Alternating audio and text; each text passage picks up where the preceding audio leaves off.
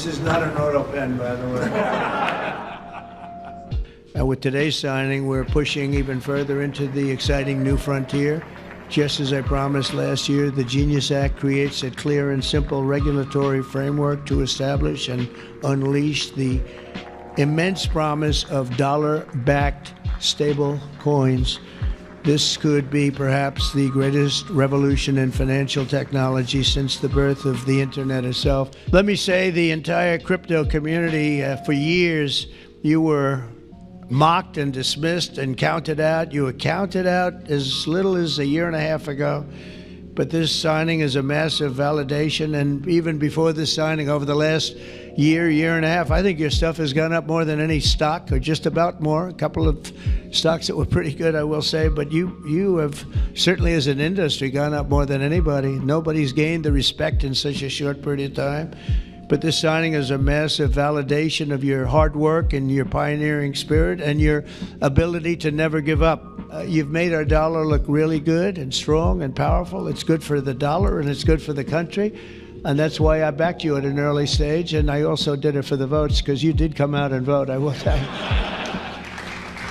Yeah, we worked hard. It's a very important act, the Genius Act. They named it after me, and I want to thank you. I want to thank you. This is a hell of an act.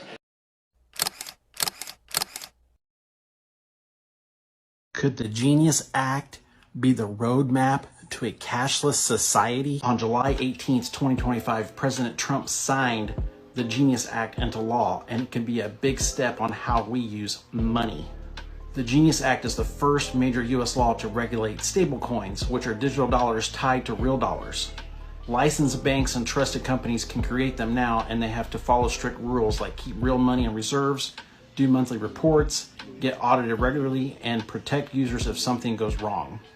This law makes digital money feel more official, more trusted, and that opens the door for more people to use it instead of cash. It doesn't ban paper money, but it definitely helps push the U.S. closer to a cashless economy. I'm very confused about the Genius Act. I thought there was a deal made by the president to make sure that included was going to be the central bank digital currency. There'd be no possibility of a backdoor to get that. So where are we? Steve, let me explain something. In 1971, we went off of the gold standard. The Federal Reserve did that. And we went to cash, a cash society. And the value of the dollar has drastically gone down to the buying power is less than 10 cents now from where it was in the 1950s before we went off the gold reserve. What's happening today on July 17th in 2025, when no one is paying attention, no one's talking about it, everyone is in blind rage about the Epstein files, and I don't blame them. However, right now, what is being voted on today in Congress is the entire setup, groundwork, and an entire infrastructure being laid to move from cash to digital currency. And the number one thing that is not happening today is a ban on a central bank digital currency. This means the ability for the government to take control of your digital bank account where all your money is and turn it off.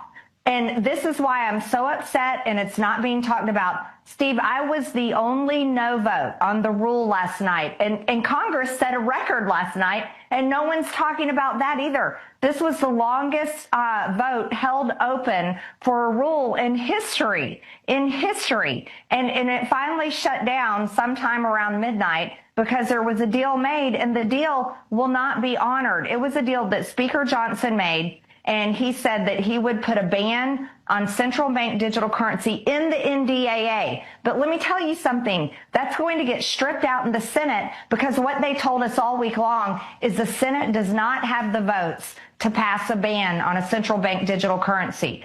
So I want to lay this out straight for you all. You never thought in your lifetime that the government would shut you down, would close your churches, would close your schools, would close your business. And that happened only a few years ago. But what is happening today is the groundwork is being laid, and it's all in the name of cryptocurrency and stablecoin, but it is the entire regulatory process to switch us from cash to a cashless society to digital currency that can be controlled by the federal government. And there will be no ban on a central bank digital currency. If you see what was said about the passing of the crypto today, 3 major crypto bills were passed today. And it was just like the Lord said. And even when he said, I'm warning you, it's about privacy. And people go, and they said, Brandon, you know, they're able to spy us anyway. No, I'm talking about how they're able to reach into your cookie jar and take your cookies. I'm talking about them being able to push your button on your crypto account and completely lock you up like it is without hardly any notice. Boop. Sorry, you don't have access to your funds.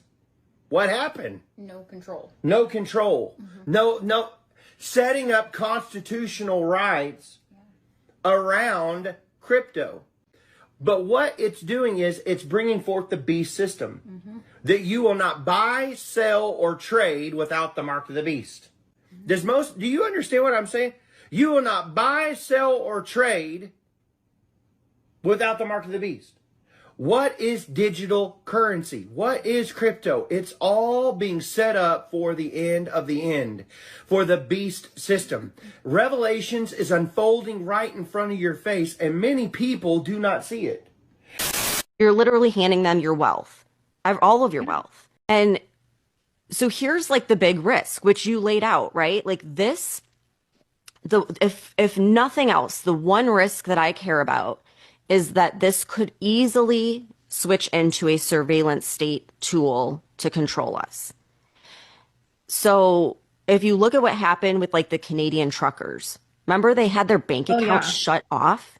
Yep. And then look at China. China already has this. They already have a central bank digital currency, and they've linked it to like health data. They've linked it to the social credit score.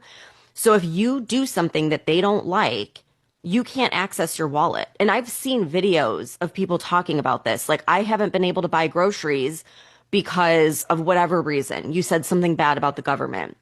And like this one girl, she was like, my uncle now and my brother, now their wallets are shut off because they gave me money for food because I needed to eat.